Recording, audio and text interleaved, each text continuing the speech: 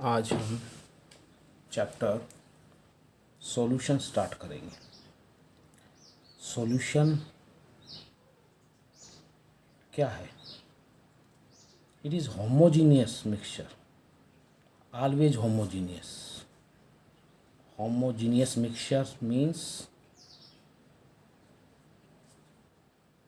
जिसके अंदर सॉल्यूशन में जो कंपोनेंट्स हैं वो यूनिफॉर्मली डिस्ट्रीब्यूटेड है, यानी पूर्ण रूप से डिसॉल्व है। ऐसे मिक्सचर को होमोजीनियस मिक्सचर कहा जाता है, कंपाउंड नहीं, मिक्सचर, क्योंकि इसकी कंसंट्रेशन को हम चेंज कर सकते हैं।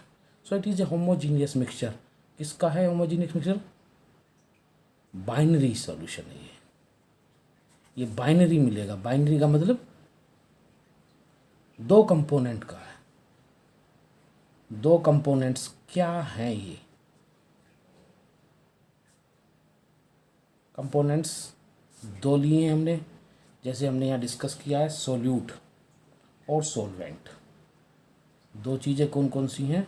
एक सोल्यूट है, दूसरा सॉल्वेंट है।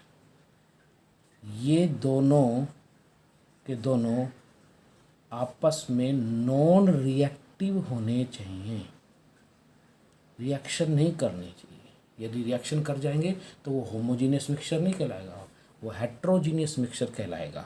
और solution always homogeneous binary component का मिक्सचर है। नॉन रिएक्टिव सॉल्यूट और सॉल्वेंट है। अब हमें इस पूरे चैप्टर में एक स्टैंडर्ड बना लेना है। सॉल्यूट को कैसे हम सिंबलाइज करेंगे, सॉल्वेंट को कैसे सिंबलाइज करेंगे, ये यूनिवर्सल कोई कांस्टेंट के रूप में नहीं लिया जा रहा। आप इसको 1 2 मान सकते हैं, एक्स वाई मान सकते हैं, पी क्यू मान सकते हैं, ए बी कुछ भी मान सकते हैं। जैसे मैंने इस पूरे चैप्टर में सोल्यूट को ए मान लिया तो सॉल्वेंट को बी मान लिया है।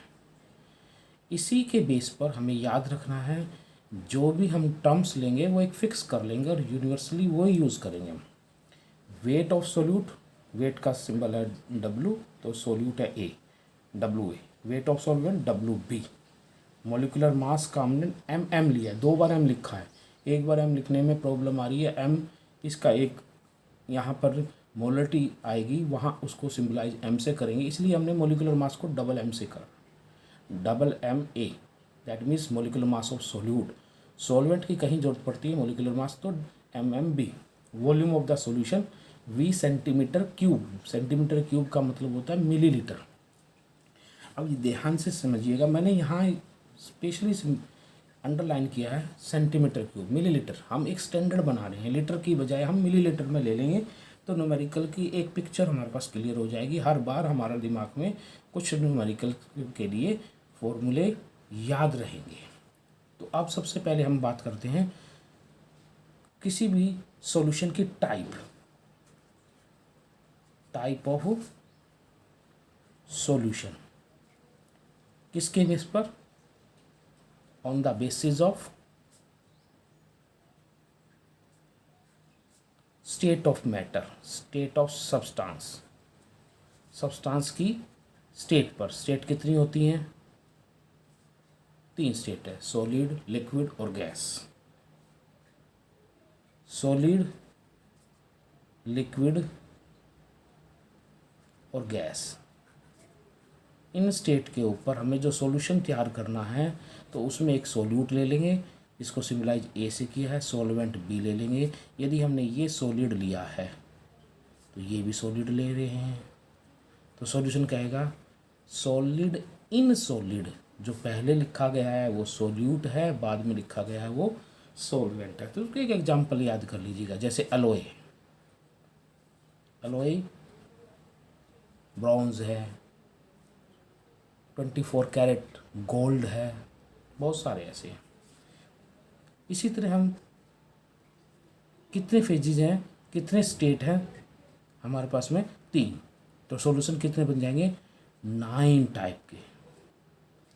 Solid in solid, solid in liquid, solid in gas. इसी तरह liquid in liquid, liquid in solid, liquid in gas. इसी तरह gas in gas, gas in solid और गैस इन लिक्विड।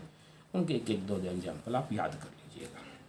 ये तो है type of solution on the base of state of matter. अब हम न्यूमेरिकल पोर्शन के लिए सबसे इम्पोर्टेंट टर्म्स समझेंगे। न्यूमेरिकल हम सबसे लास्ट पार्ट में करेंगे। सबसे पहले उनके बारे में हम पढ़ लें।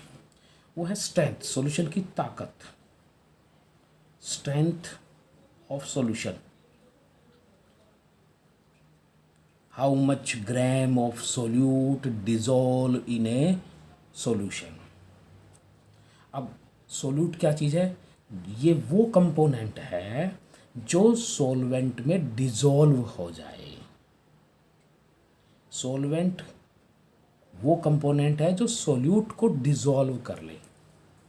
ध्यान रखा जाए, solute is that component of the solution which dissolve itself in the other component of the solution, that is solvent. Solvent is the component of the solution which dissolve solute. तो स्ट्रेंथ में हम कहेंगे कितने ग्राम, कितने मोल, इसी तरह के factor solute के सॉल्यूशन में डिजोल्व हैं या प्रेजेंट हैं। इसी के बेस पर हमने ये मेन 3 बात की है, नॉर्मलिटी, मोलरिटी, मोलालिटी। फिर हम मोल फ्रैक्शन अलग से करेंगे। नॉर्मलिटी होती क्या है, ध्यान दीजिएगा। नॉर्मलिटी के लिए, normality number of gram equivalent weight of solute dissolve per litre of the solution means given volume of the solution. कितने number of gram equivalent weight solute के पर लीटर सॉल्यूशन के हिसाब से डिजोल्व हैं। अब हमारे पास में मेन वॉल्यूम तो हमारे पास दे रखा है, इतना लीटर या इतना millilitre. Number of gram equivalent wait कैसे निकाला जाए? Number of gram equivalent wait, EQ लिख सकते हैं, ऑफ सोल्यूट कैसे निकाला जाए, ये ध्यान रखना है। बड़ा सिंपल है। इसको निकालने के लिए वेट ऑफ सोल्यूट, क्या सिंबल था? W, वेट का solute A upon equivalent weight of solute, उसका सिंबल दे दिया EQ ऑफ A। ये चीज़ आपको आनी चाहिए, ये हमने यहाँ लगाई हुई है। अब मेन प्रॉब्लम क्या रही, हमें इक्विवेलेंट वेट ऑफ सोल्यूट नहीं पता, किसका निकालना जाता है ये इक्विवेलेंट वेट? एसिड का, बेस का या साल्ट का। अब एसिड की बात करेंगे, बहुत सारी है हमारे पास डेफिनेशंस हैं एसिड्स की। हम इसमें जो मेन डेफिनेशन है उसको फॉलो करेंगे। एसिड्स वो हैं जो वाटर में डिजोल्व होने के बाद प्रोटॉन को रिलीज करेंगे, वो कहलाएंगे एसिड। तो इक्विवेलेंट वेट ऑफ एसिड निकालना है तो उसका फॉर्मूला होगा molecular mass of acid upon basicity. Molecular mass तो हमें निकालना आता है, जैसे सल्फ्यूरिक एसिड है, उसका मोलिकुलर मास जो होगा हमारे पास में वो हाइड्रोजन का, सल्फर का, 4 ऑक्सीजन का हिसाब से 98 आ जाएगा। अब बेसिसिटी फिर प्रॉब्लम आ गई। बेसिसिटी का मतलब है कि वो एसिड कितने प्रोटॉन रिलीज करता है, वो बेसिसिटी कहलाती है उस एसिड की। Basicity is the number of proton released by acid, या हम जनरल वे में कह सकते हैं कि जितने H लिखे हों वो उसकी बेसिसिटी है। पर ये हार्ड एंड फास्ट रूल नहीं है। सल्फ्यूर जैसे एसिटिक एसिड है CH3COOH, उसमें तो 4 हाइड्रोजन है, उसकी बेसिसिटी लेकिन 1 है। जो इनऑर्गेनिक है उसमें मिल सकती है लगभग। जैसे सल्फ्यूरिक एसिड है, उसकी बेसिसिटी जो है 2 है, डाई बेसिक है। HCl है, मोनोबेसिक है। HNO3 है, मोनोबेसिक है, 1 H है। तो हम इक्विवेलेंट वेट एसिड का निकाल सकते हैं। ठीक ऐसे ही इक्विवेलेंट वेट बेस का निकालना चाहते हैं। जैसे यहाँ मोलिकुलर मास हमने लिया था एसिड का, तो यहाँ हम ले लेंगे बेस का अपॉन, यहाँ क्या लिया था? बेसिसिटी। तो एसिड के लिए बेसिसिटी और बेस के लिए एसिडिटी। एसिडिटी पेट वाली नहीं, यहाँ एसिडिटी का मतलब दूसरा है। बेस वो होते हैं एक डेफिनेशन में जो हाइड्रोक्साइड आयन को रिलीज करे, रिलीज्ड हो वहाँ से। तो जितने हाइड्रोक्साइड आयन रिलीज करेंगे वो उस बेस की एसिडिटी होगी। जैसे HNO3, सॉरी एसिड नहीं, बेस की बात कर रहे हैं। NaOH मोलिकुलर मास तो हम निकाल लेंगे, सोडियम का 23, ऑक्सीजन का 16 और हाइड्रोजन का 1 होता है।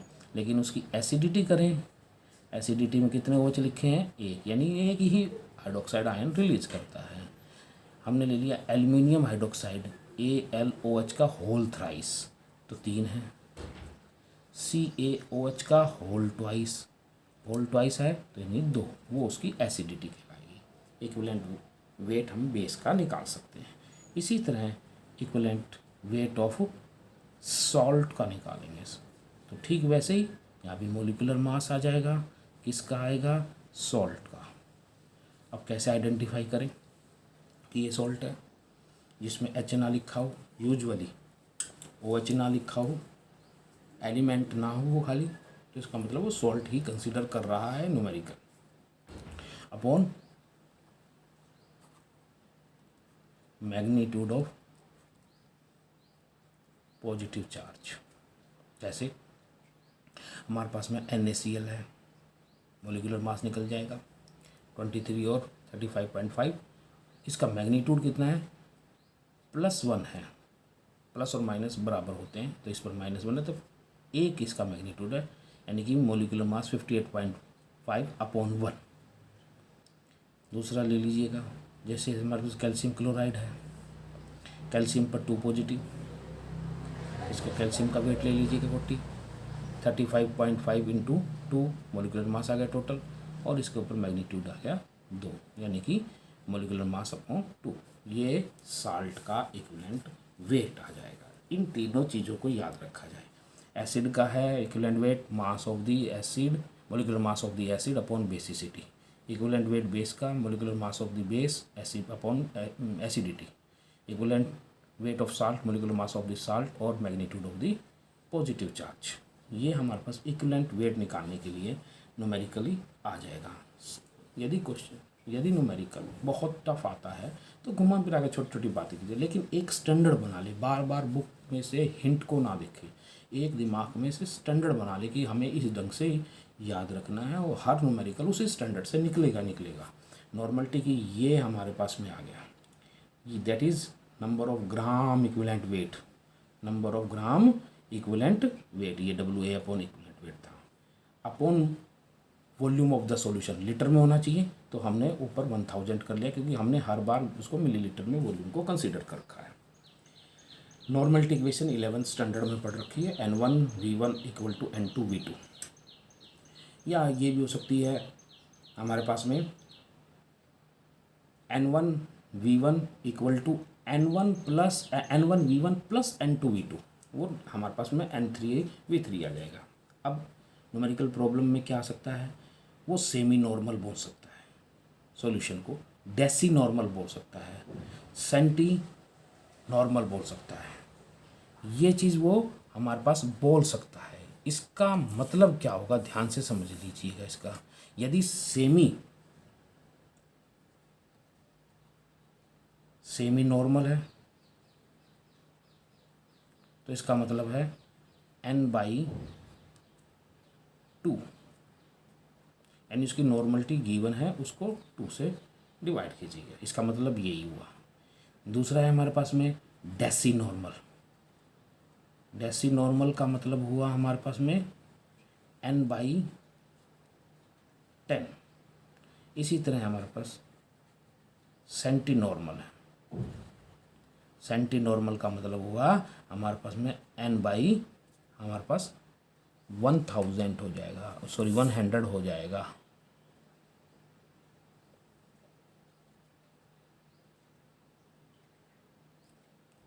ठीक है, ये न्यूमेरिकल प्रॉब्लम में काम आएंगे। अब नेक्स्ट है हमारे पास में मोलरिटी क्या है। मोलरिटी बड़ी सिंपल से है, जैसे हमने नॉर्मलिटी की ऐसे ही हमारे पास में यहाँ नॉर्मलिटी की बाद अब हम बात करेंगे मोलरिटी की।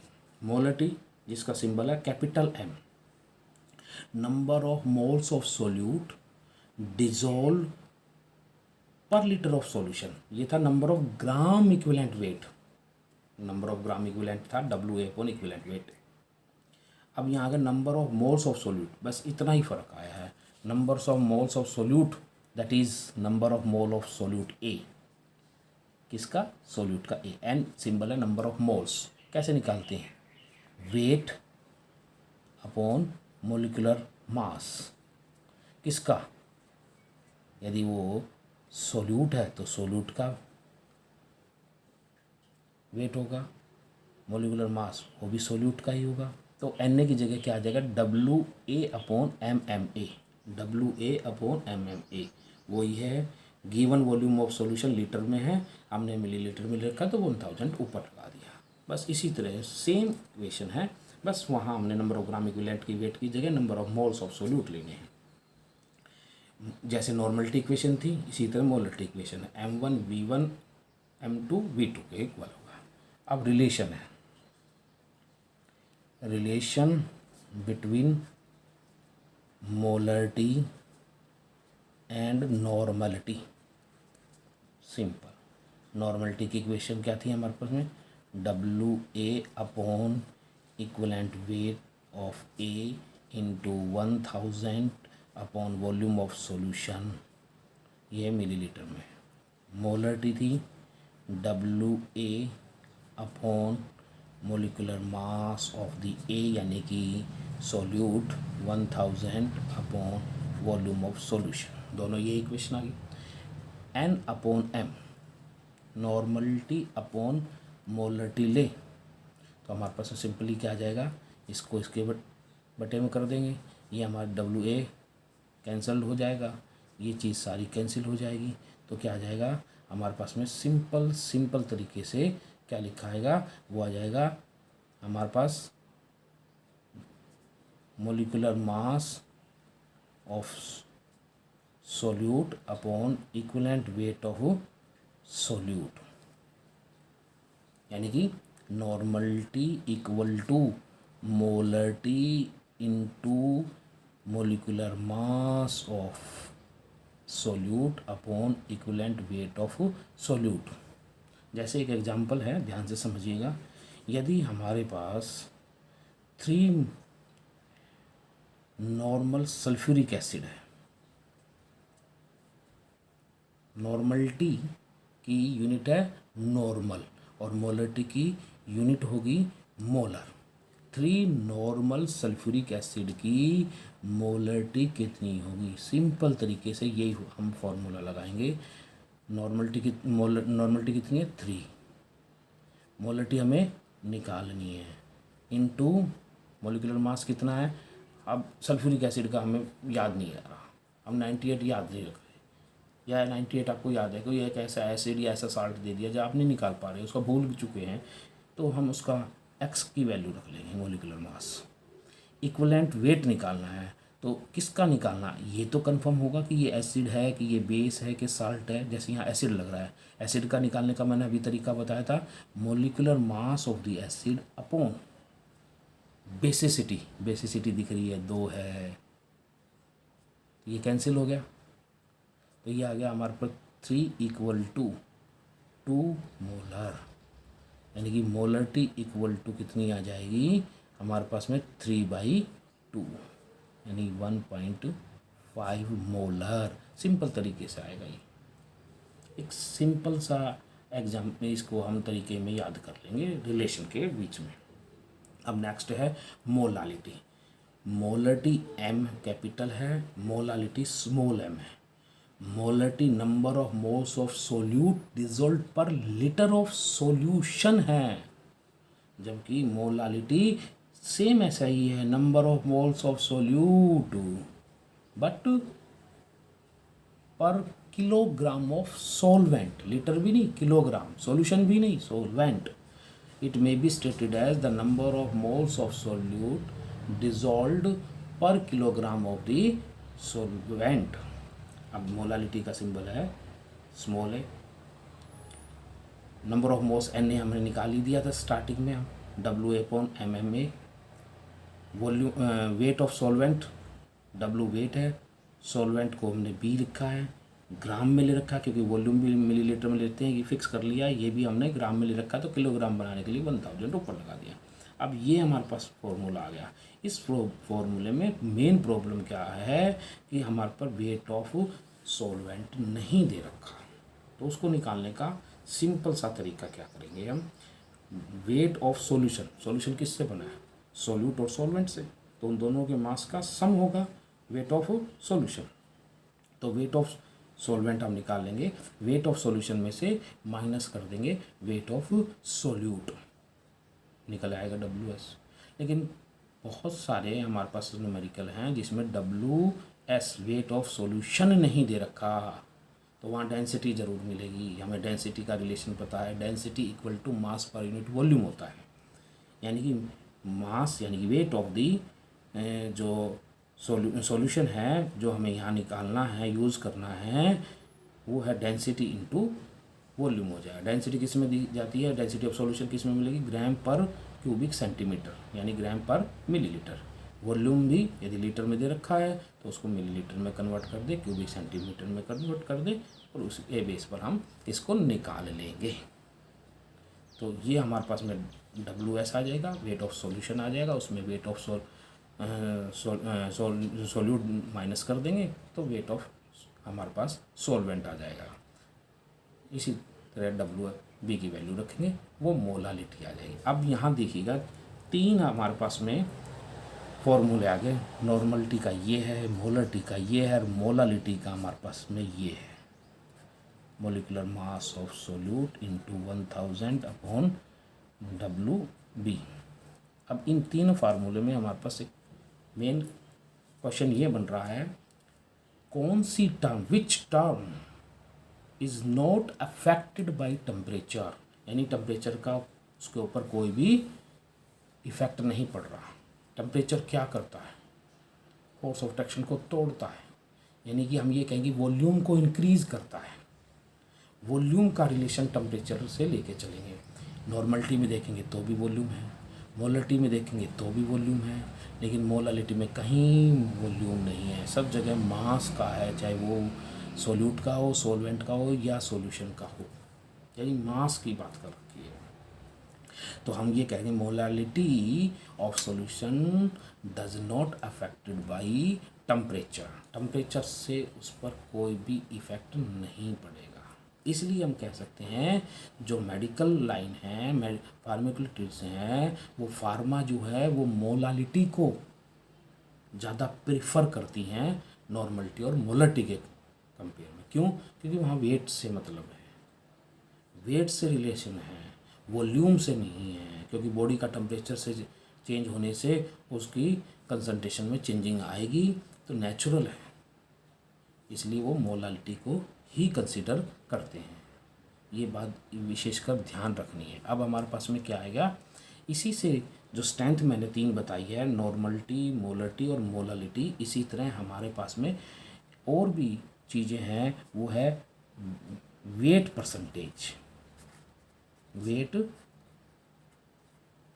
परसेंटेज, वेट परसेंटेज भी न्यूमेरिकल के लिए आ सकता है, ईजीएस्ट मोस्ट है, ध्यान से समझिएगा। वेट परसेंटेज में कैसे आएगा, वेट ऑफ कंपोनेंट, मान लीजिए हमने सोल्यूट लिया WA, सॉल्वेंट लेते WB, to the total weight of solution, solution में सोल्यूट है और सॉल्वेंट है, ठीक इसी तरह इसमें भी हो गया सोल्यूट और सॉल्वेंट, यानी कि सॉल्यूशन का मल्टीप्लाई बाई 100, तो ये आ जाएगा वेट परसेंटेज ऑफ सॉल्वेंट, ये आ जाएगी wait percentage of solute. Simple है, WA निकाल लीजिएगा, WB हो सकता है डायरेक्ट दिया, या फिर हमारा नॉर्मलिटी, मोलरिटी, मोलालिटी से कहीं घुमा फिरा के पूछा जा सकता है। इसी तरह स्ट्रेंथ के लिए हमारे पास एक और भी है जिसको हम कहते हैं पार्ट पर मिलियन, पार्ट पर मिलियन, PPM से इसको डिनोट कर रखा, पार्ट पर मिलियन को, यानी मिलियन की बात कर रहा है, मिलियन सॉल्यूशन की बात कर रहा है। तो इसमें तो बिल्कुल सिंपल सा मिलेगा, यानी कि हमारे पास में इसको हम क्या कह रहे हैं, W A upon weight of A weight of B into 10⁻⁶ million की बात करें, बस यहाँ थोड़ा सा चेंज हो जाएगा, ये पार्ट पर मिलियन कहलाएगा। तो छोटा सा न्यूमेरिकल ये भी आ सकता है, इसमें भी टेंशन नहीं होनी चाहिए। अब हम बात करते हैं मोल फ्रैक्शन की। किसकी बात कर रहे हैं, मोल फ्रैक्शन। न्यूमेरिकल आ सकता है, जितना जल्दी कैलकुलेशन हो सकता है उतने ही चांसेस न्यूमेरिकल के एग्ज़ाम में आने की होते हैं। मोल फ्रैक्शन का सिंबल है एक्स। किसका सिंबल है, एक्स से। अब किसका मोल फ्रैक्शन निकालना चाहते हैं, सोल्यूट का या सोलवेंट का। याद रखे, भूलना नहीं है। 1 2 x y p q a b कोई भी स्टैंडर्ड बना लीजिएगा, हर बार उसी स्टैंडर्ड से चलना होगा। यदि मोल फ्रैक्शन ऑफ सोल्यूट है उसकी बात कर रहे हैं तो कैसे निकलेगा, number of moles of solute. इसी तरह इसमें हो जाएगा number of moles of solvent to the total number of moles of solution. Number of moles of solution, Na पता ही है कैसे निकलता है, वेट अपॉन मोलिकुलर मास। और Nb कैसे निकलता है, तो ऐसे भी ये निकलेगा, Wb upon molecular mass of the solvent यानी B to the total number of moles of solution, यानी कि Na, ठीक वैसे लिख लीजिएगा, Wa upon MMA plus Wb upon MM_B। ठीक, इसी के लिए यहाँ भी ऐसा ही लिखेंगे हम, Wa upon MMA plus Wb upon MM_B। एक निकाल लिया, दूसरा जल्दी निकल जाएगा। कैसे निकलेगा, we should know sum of the mole fraction of the component of the solution is always equal to unity, 1 के बराबर होगा। यदि एक निकाल लिया है, एक्स ए निकाल लिया, तो एक्स बी कैसे निकलेगा, 1 माइनस एक्स ए। सिंपल तरीके से न्यूमेरिकल निकल जाएगा, इसमें कोई भी प्रॉब्लम नहीं होनी चाहिए। अब हमारे पास में मेन क्वेश्चन हमारे पास फिर दोबारा आ गया, न्यूमेरिकल प्रॉब्लम के लिए ही बात कर रहे हैं अभी तक हम, उसमें क्या चीज़ आई है। अब कुछ टॉपिक जो न्यूमेरिकल में आपको न्यूमेरिकल अपना आप ही खुद कहना चाह रहा है कि क्या चीज़ है ये, तो उसमें आप ध्यान से समझेंगे। मैं बता रहा हूँ, विशेषकर ध्यान देना यहाँ पर न्यूमेरिकल प्रॉब्लम के लिए। हमारे पास में जैसे अभी यहाँ डिस्कस कर रखा है, mass percentage of solute, mass percentage of solute. Mass percentage में मतलब वही है हमारे पास में, अभी डिस्कस किया था, weight upon total weight of solution into 100। Volume percentage solution का मतलब पार्ट पर मिलियन, अभी पार्ट पर मिलियन की बात की। अब हमारे भाई न्यूमेरिकल की स्टेटमेंट को बिल्कुल ध्यान से समझिएगा, जब तक स्टेटमेंट समझ में नहीं आती न्यूमेरिकल नहीं निकलता है। न्यूमेरिकल पोर्शन के लिए न्यूमेरिकल पॉइंट ऑफ व्यू से सॉलिड इन लिक्विड, यानी सोल्यूट सॉलिड है और सॉल्वेंट लिक्विड है, उसके अंदर हमारे पास में न्यूमेरिकल दे रखा है, या लिक्विड इन लिक्विड, सॉल्यूट भी लिक्विड है और सॉल्वेंट भी लिक्विड है। उस न्यूमेरिकल में क्या दे रखा होगा, for example calculate the molality of 93% weight by volume of sulphuric acid. Weight by volume, weight by weight, volume by volume, ऐसे वर्ड यूज़ कर रखे होंगे परसेंटेज के साथ साथ। तो वहाँ क्या याद रखना है, वहाँ है जैसे सॉलिड इन सॉलिड में x%, 2 ग्राम, 3 ग्राम, 98 ग्राम, जो भी है, x% दे रखी है, बाई मास देखा है, यानी इसका मतलब है वेट बाई वेट, यानी कि पहला जो लिखा है वो सोल्यूट, दूसरा हमारे पास में सॉल्यूशन के लिए। Wait of solute x gram, percentage x है, 2 ग्राम है तो 2 होगा। यदि बाई मास है तो सॉल्यूशन का मास भी 100 ग्राम होगा, परसेंटेज है। यानी कि हमारे पास में सिंपल तरीके से WB निकालना है तो मास ऑफ सॉल्यूशन में से WA माइनस कर देंगे तो WB आ जाएगा, यानी कि वेट ऑफ दी सोलवेंट आ जाएगा। परसेंटेज बाई वॉल्यूम है, यानी कि वेट बाई वॉल्यूम है, क्योंकि सॉलिड है तो वेट तो रहेगा ही, वेट ऑफ सॉल्यूट x ग्राम ही होगा। अब यहाँ पर मैं वॉल्यूम परसेंटेज में आ गया तो वॉल्यूम ऑफ सॉल्यूशन 100 मिलीलीटर है, यानी कि क्यूबिक सेंटीमीटर है। वॉल्यूम को हम यहाँ 1 लीटर नहीं लेंगे, 100 सेंटीमीटर क्यूब लेंगे। इसी तरह लिक्विड, इन लिक्विड की बात करते हैं, उसमें लिखा है कि x% बाई मास, यानी कि दोनों हमारे पास में वेट बाई वेट ही है, सिंपल उसी की तरह है। तो wait of solute x gram, wait of solution 100 ग्राम। लेकिन इसमें विशेष ध्यान देना है, x% बाई वॉल्यूम दे रखा है, लिक्विड इन लिक्विड कह रहा है।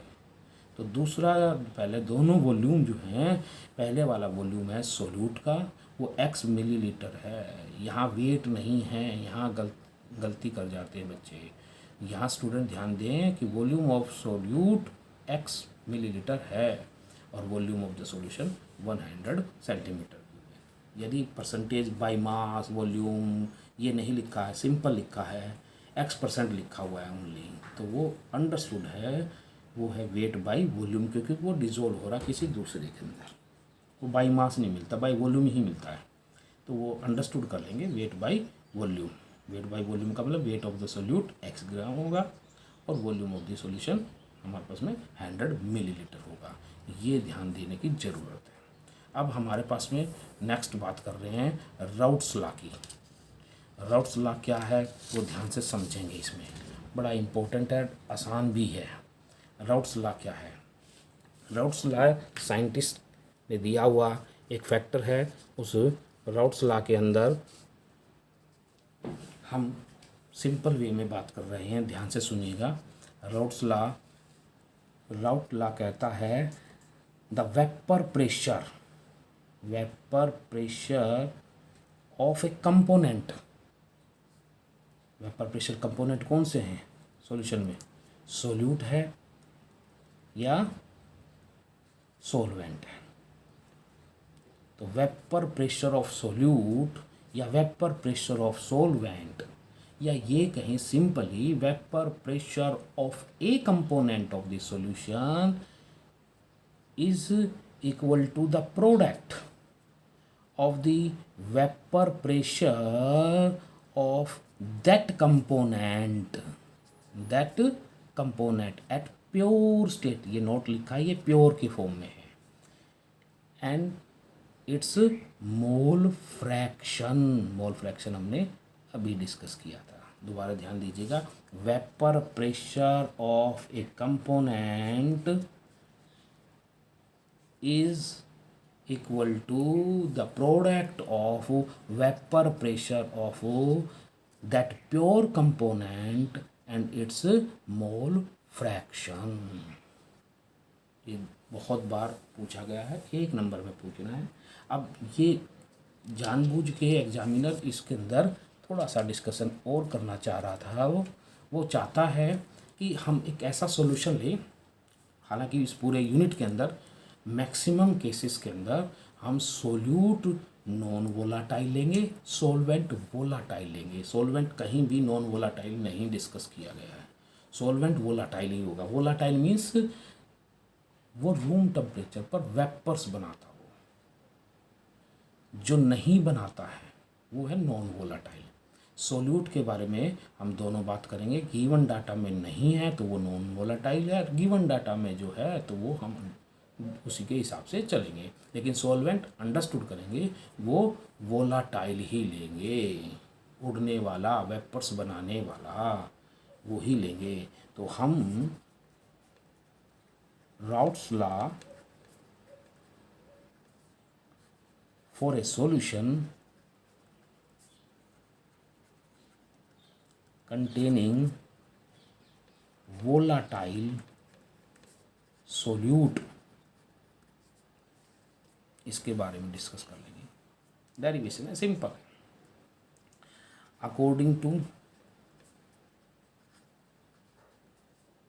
Dalton's law of partial pressure,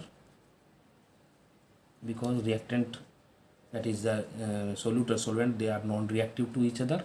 the vapour pressure of mixture, यहाँ हम सॉल्यूशन की बात कर लेंगे, मिक्सचर ही है वो, होमोजीनियस मिक्सचर है, उनके इंडिविजुअल प्रेशर के बराबर होगा सोल्यूट का प्रेशर, सॉल्वेंट का pressure. And according to Raoult's law,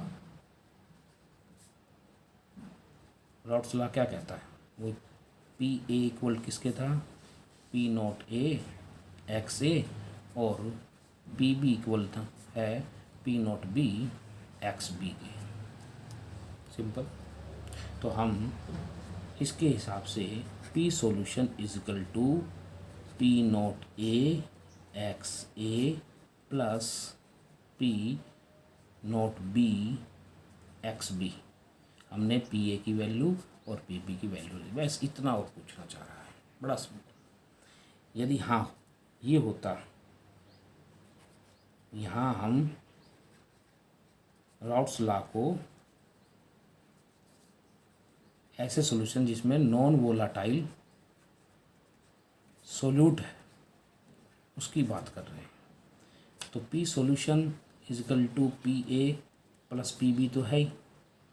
अब सोल्यूट कैसा है, नॉन वोलाटाइल, यानी वेपर्स नहीं बनाता, यानी वेपर प्रेशर ऑफ सोल्यूट कितना होगा, 0। जब वो नॉन वोलाटाइल है तो वेपर्स बनाएगा नहीं, तो वेपर प्रेशर कैसे बनाएगा।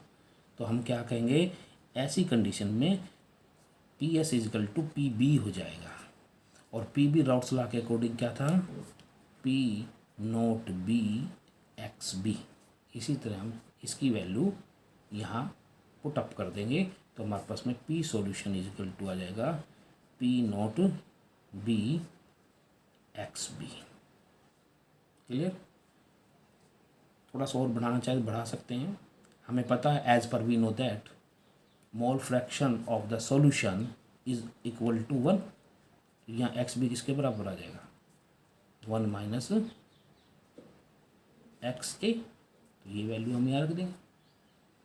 यहाँ याद रहे ए है हमारे पास में है सोल्यूट और बी है solvent, P S is equal to P not B 1 minus X A. यह ऐसा कर लीजिएगा, इसको और सॉल्व कर दीजिएगा, हालांकि ये दोबारा भी होगा, equal to P not B minus P not B X A. यहाँ तक ड्राइव कर दिए, यहाँ क्योंकि यही चीज़ हमें दोबारा भी करनी होगी।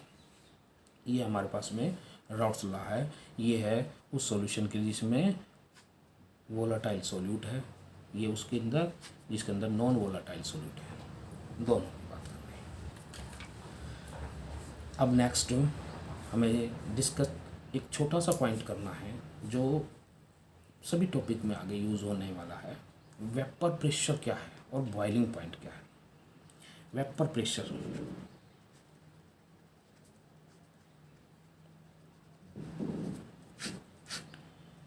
यदि हम सिंपल वे में कहें, vapour pressure of the liquid may be stated as the pressure exerted by vapours of liquid. ये रॉन्ग डेफिनेशन है, ये लोअर क्लासेस की डेफिनेशन है, अब 11th-12th में ये नहीं चलेगी। मैं इसकी बात कर रहा हूँ, ध्यान से सुनिएगा। मान लीजिएगा कंटेनर है, इस कंटेनर में हमारे पास में लिक्विड है, चाहे वो वोलाटाइल है चाहे नॉन वोलाटाइल है, उसको हम हीट कर रहे हैं,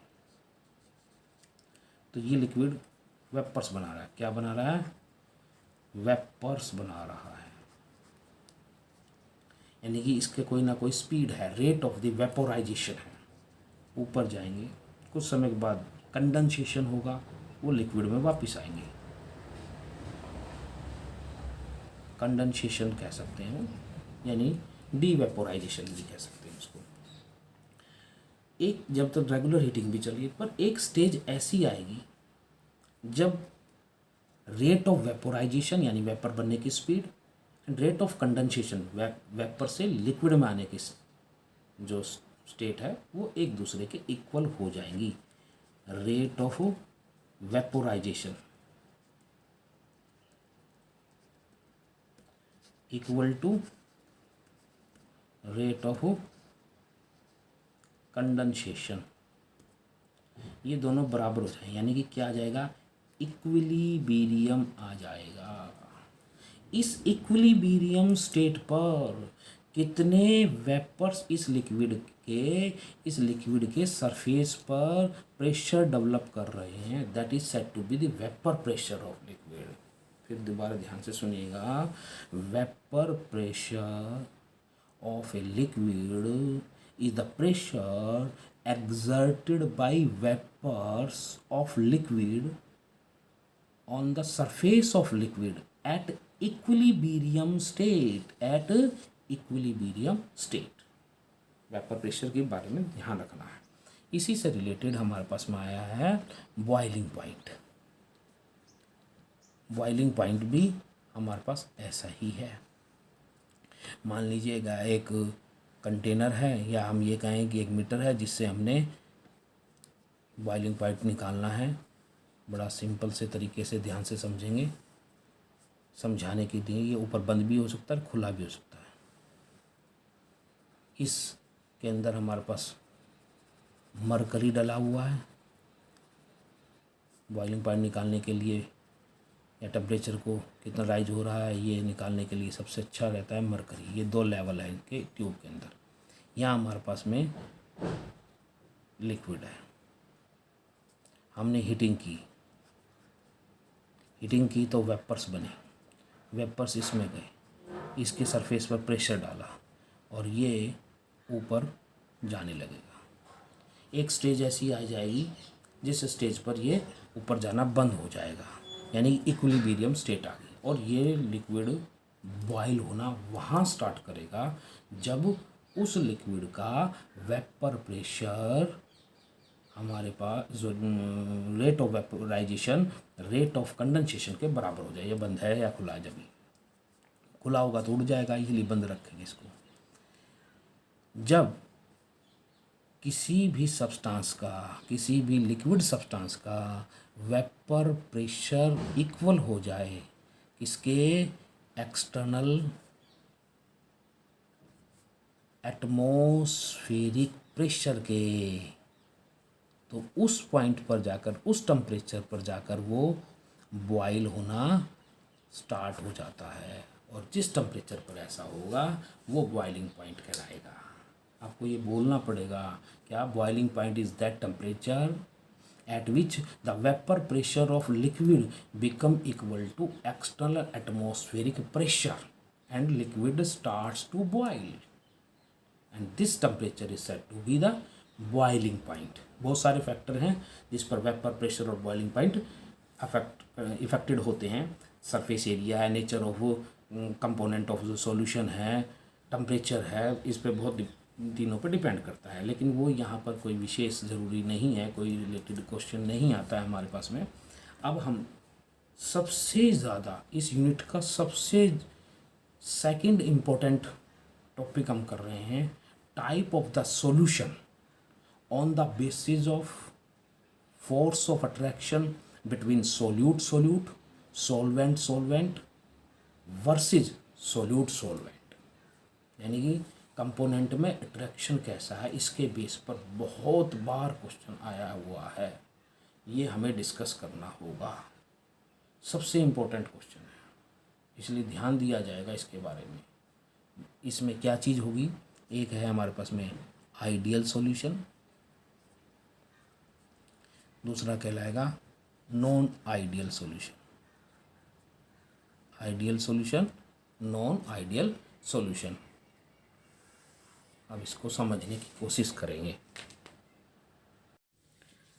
अब हम आइडियल सॉल्यूशन की बात कर रहे हैं। उसमें the magnitude of force of attraction between solute and solvent is equal to solute and solvent. Force of attraction बराबर होगा, जितना सोल्वेंट में उसके ही अकॉर्डिंग ही सोल्वेंट का फोर्स ऑफ अट्रैक्शन है, यानी इक्वल फोर्स ऑफ अट्रैक्शन रहेगा। यानी इसका मैग्नीट्यूड, मात्रा वो आइडियल सोल्यूशन कहलाएंगे। दूसरी बात कर रहे हैं, they must obey Raoult's law. Raoult's law है P is equal to P naught A X A और P B equal to P naught B X B. अब ध्यान से सुनिएगा, डेल्टा H मिक्सिंग यानी change in enthalpy during the mixing of solute in solvent. यदि हम ए को पहले तोड़ेंगे, ए के अंदर कन्वर्ट करेंगे, इसी तरह बी को बी को तोड़ेंगे, बी प्लस बी करेंगे। अब ये मिलकर ही तो ए बी बनाएंगे। तो यहाँ तोड़ने में एनर्जी एब्जॉर्ब होगी, यहाँ रिलीज होगी, यहाँ एब्जॉर्ब होगी और यहाँ रिलीज होगी। फोर्स ऑफ अट्रैक्शन जितना यहाँ है उतना यहाँ बना है। तोड़ने में एब्जॉर्ब, बनने में रिलीज। जब दोनों ही बराबर है तो एनर्जी का एब्जॉर्ब और रिलीज होना बराबर होगा। तो नेचुरल है no change, that is equal to 0। Clear. Fourth point है change in volume during the mixing of solute in solvent. यदि हमारे पास सोल्यूट 10 ml है, 10 ml सोलवेंट है, मिक्स करने के बाद क्या वो 20 ml बनता है या चेंज होता है? यहाँ भी इससे रिलेटेड ये चीज़ है। यदि एनर्जी से बात करते हैं तो हमने कहा कि टेम्परेचर से फोर्स ऑफ अट्रैक्शन टूटता है, यानी कि दूर जाता है। दूर जाएगा तो वॉल्यूम इंक्रीज होगा। और यदि एनर्जी रिलीज ज़्यादा होती है तो वो पास में आते हैं, यानी वॉल्यूम डिक्रीज होता है। तो जितनी दूर ये जा रहे हैं उतनी ही ये पास आ रहे हैं, यानी कि वॉल्यूम जितना इंक्रीज हो रहा है उतना ही डिक्रीज हो रहा है। तो हम कहेंगे no change in the volume during the mixing of solute in solvent. ये याद रखा जाएगा। विशेषकर मेन पॉइंट 4 है। अब आइडेंटिफाई कैसे करेंगे? कोई प्रैक्टिकल करके तो देखेंगे ही नहीं, तो कुछ एग्जांपल याद रख ले। जैसे बेंजीन इन टॉल्यूइन, दूसरा कर ले हम इथाइल ब्रोमाइड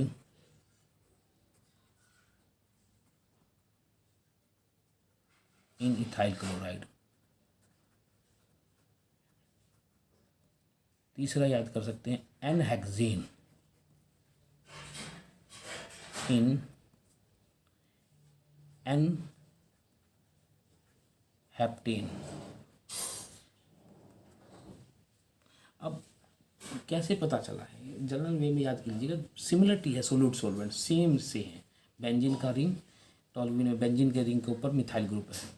इथाइल ब्रोमाइड या इथाइल सेम ग्रुप है। ब्रोमीन और क्लोरीन दोनों ही सेम ही ग्रुप के हैं। नॉर्मल चेन ऑफ हेक्सेन है, 6 कार्बन है, एल्केन है, 7 कार्बन है, एल्केन है। तो एग्जाम्पल याद रखेगा। इसमें ग्राफ की सबसे ज़्यादा इम्पोर्टेंस है। एक ग्राफ में ये ध्यान से समझना है, विशेष इसमें लिखना नहीं है। यहाँ वेपर प्रेशर की बात कर रहा हूँ मैं इंक्रीजिंग ऑर्डर में, और यहाँ हमारे पास में मोल फ्रैक्शन की बात कर रहा हूँ। ये दूसरे टॉपिक में भी ग्राफ काम आएगा, ध्यान से समझना।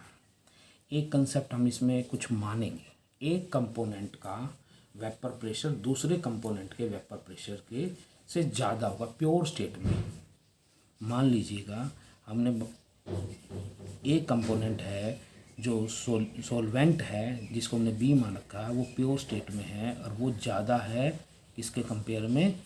सोल्यूट के कंपेयर में। यहाँ दोनों ही वोलाटाइल हैं, यहाँ दोनों ही वोलाटाइल हैं, सोल्यूट भी सोलवेंट भी। अब ध्यान से सुनना, यहाँ हमने मान लिया P naught A vapour pressure of pure solute ये है, तो सोलवेंट का यहाँ मान लीजिएगा क्योंकि वो ज़्यादा होना चाहिए।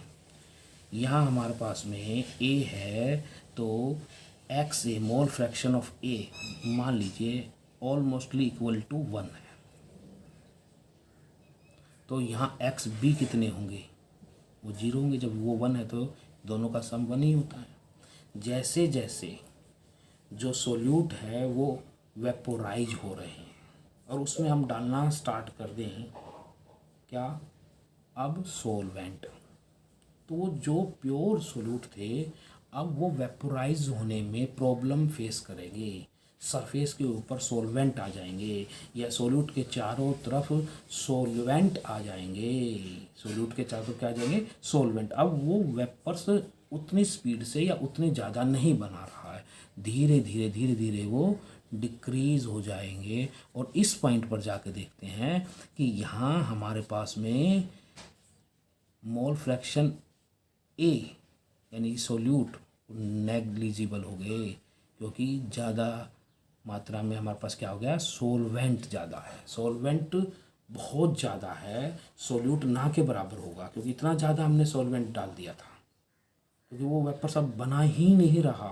तो अब कौन बना रहा होगा, बी, यानी कि ये बन रहे होंगे। यानी कि ये राउट्स लॉ को ओबे करने वाली इक्वेशन है, क्या, P A equal to P not A X A, क्योंकि इसमें अब प्योर स्टेट नहीं रही है। ठीक ऐसे ही सॉल्वेंट का जो वेपर प्रेशर है प्योर स्टेट में ये है, इसमें हम सोल्यूट डाल देंगे तो सॉल्वेंट अब धीरे धीरे वेपोराइज होना कम कर देंगे और एक स्टेज ऐसी आ जाएगी, किस स्टेज के ऊपर, जब मोल फ्रैक्शन ए के सोल्यूट के 1 के बराबर हो जाएंगे और बी 0 के बराबर हो जाएंगे। यानी कि हम इस पोजीशन पर मैक्सिमम जो है वो सोल्यूट है, यहाँ सॉल्वेंट है। तो ये वाला जो लाइन आ रही है ये किसके बराबर है, P B equal to P not B X B, और ये दोनों का सम हो जाएगा। P solution vapour pressure of solution is equal to P A plus P B. जब भी आइडियल सॉल्यूशन आए तब आप ये चारों पॉइंट बनाते हुए ये ग्राफ जरूर बनाएं। लेकिन एक बात ध्यान रखना है, कभी भी इस चैप्टर से रिलेटेड कोई न्यूमेरिकल कोई थ्योरेटिकल पॉइंट आ जाए, वहाँ आप सबसे पहले मेंशन करेंगे जो सिंबल आपने लिया उसके लिए ए क्या है बी क्या है, बस बाकी के सारे capital M small M capital N understood कहलाएंगे। लेकिन ए और बी या 1 2 एक्स वाई जो आपने मान रखे हैं वो आपको ध्यान देने हैं। तो हमारे पास जो ग्राफ आ गया वो यही आया है, इसके लिए विशेष ध्यान देना। ये वाला ग्राफ जो यहाँ बनाया हुआ है ये चीज़ रिप्रेजेंट कर रहा है। यहाँ हमने थोड़ा सा बी मान लिया, इसमें यहाँ हमने ए मान रखा, आप कोई भी याद कीजिएगा। अब नॉन वोलाटाइल सोल्यूट की बात करते हैं तो नॉन वोलाटाइल तो बिल्कुल जस्ट डिफरेंट, यानी जितना फोर्स ऑफ अट्रैक्शन इसमें है उतना इनमें नहीं होगा। The magnitude of force of attraction between the solute solvent is not equal to, यहाँ आएगा नॉट इक्वल टू। जब यदि किसकी बात करेंगे, नॉन आइडियल की बात करने लगे तो क्या तो ये इसका मैग्नीट्यूड ज़्यादा होगा या इसका मैग्नीट्यूड ज़्यादा होगा, नेचुरल है, रॉड्स लॉ को ओबे नहीं करेंगे, आइदर ग्रेटर देन होगा या लेसर देन होगा। इसी तरह ये भी, यहाँ अट्रैक्शन ज़्यादा है या यहाँ ज़्यादा है तो हम इक्वल एनर्जी एब्जॉर्ब और रिलीज नहीं कर पाएंगे। तो ये नेचुरल है, 0 के बराबर नहीं होगी, आइदर पॉजिटिव होगी या नेगेटिव होगी। यानी पॉजिटिव है तो एंडोथर्मिक है, नेगेटिव है तो एक्सोथर्मिक है। Energy absorb by the system that mean endothermic, plus आएगा, पॉजिटिव आएगा चेंज इन एंथैल्पी, और नेगेटिव आता है तो ये कहेंगे change in enthalpy exothermic reaction को शो कर रही है, प्रोसेस को शो कर रही है। नेचुरल एब्जॉर्ब ज़्यादा या रिलीज ज़्यादा होगी तो वॉल्यूम भी सेम नहीं रहेगा, ये सब उल्टा हो जाएगा। नेचुरल है ये भी नहीं आएगा, जब ये भी नहीं आएगा तो इसका मतलब है हमारे पास में क्या आएगा, क्या आएगा इस पर डिपेंड करता है type of non ideal solution, types of non ideal solution. ये वो नॉन आइडियल सॉल्यूशन होंगे जो आइडियल सॉल्यूशन की तरफ अप्रोच कर रहे हैं या आइडियल सॉल्यूशन से दूर जा रहे हैं, यानी आइडियल बिहेवियर नहीं कर रहे, बिल्कुल भी दूर होते जा रहे हैं, उसकी प्रॉपर्टी वहाँ से उस बियॉन्ड द आइडियल सॉल्यूशन जा रही है। एक तो होगा positive deviation showing non ideal solution, एक जाएगा negative deviation showing non ideal solution. बिल्कुल सिंपल चलेंगे। यहाँ क्या होगा, सोल्यूट और सॉल्वेंट इनका फोर्स ऑफ अट्रैक्शन ज़्यादा है इसके कंपेयर में, जब वो सॉल्यूशन तैयार होता है उसके कंपेयर में। The magnitude of force of attraction between solvent is greater than that of solvent. जैसे हमने वाटर ले लिया, सॉल्वेंट है, वाटर के बीच में हाइड्रोजन बॉन्डिंग है, इंटरमोलिकुलर हाइड्रोजन बॉन्डिंग है, स्ट्रॉन्ग बॉन्डिंग है, तो इसका मतलब क्या हुआ, फोर्स ऑफ अट्रैक्शन ज़्यादा है। इथाइल अल्कोहल है, उसमें इथाइल अल्कोहल के बीच में हाइड्रोजन बॉन्डिंग है, स्ट्रॉन्ग बॉन्डिंग है, हाइड्रोजन बॉन्डिंग है, स्ट्रॉन्ग बॉन्डिंग है, तो दैट मीन उसके फोर्स ऑफ अट्रैक्शन ज़्यादा होने से magnitude of force of attraction ज़्यादा होगा। जब उस इथाइल अल्कोहल को वाटर में डिसॉल्व करते हैं तो वीक फोर्स ऑफ अट्रैक्शन बन जाता है। तो यहाँ हम वही बात कहना चाह रहे हैं। दूसरी बात करेंगे, राउट्स लॉ को फॉलो कर ही नहीं रहा है। पी ए यहाँ ग्रेटर देन मिलेगा, बस ये यहाँ याद करना पड़ेगा। सॉरी, ये बी के लिए है और ए के लिए होगा P not A X A, greater than मिलेगा, लेसर देन नहीं, इक्वल टू नहीं, इसके कारण ऐसा होगा, ये याद रखा है। Change in enthalpy during the mixing of the solute in solvent. अब ध्यान से समझिएगा, जब तक ए को अलग नहीं करेंगे, बी को अलग नहीं करेंगे, तो ए वीक बनेगा नहीं। ये फोर्स ऑफ अट्रैक्शन ज़्यादा है, ये फोर्स ऑफ अट्रैक्शन ज़्यादा है, तो एनर्जी एब्जॉर्ब ज़्यादा हुई है, बना वीक है, कम एनर्जी रिलीज हुई है। एब्जॉर्ब ज़्यादा, रिलीज कम, एब्जॉर्ब ज़्यादा, रिलीज एनर्जी कम, तो ये क्या आएगा, greater than 0 means positive means endothermic nature होगा प्रोसेस का। और लास्ट में है change in volume during the mixing solute in solvent. Energy absorb ज़्यादा हो रही है, एब्जॉर्ब होने से वॉल्यूम इंक्रीज होता है, ग्रेटर देन 0 होगा। एग्जाम्पल मैंने अभी बताया, ethyl alcohol C2H5OH in water. और ग्राफ सारी चीज़ वैसे लिखते जाइएगा, इसमें भी यही XA = 1, XB = 0, XA = 0, XB = 1, ये है P0A, ये होगा P0B। तो यहाँ पर हमारे पास ये वेपर प्रेशर, ये मोल फ्रैक्शन। अब यहाँ पॉजिटिव डेविएशन है तो ये आएगा,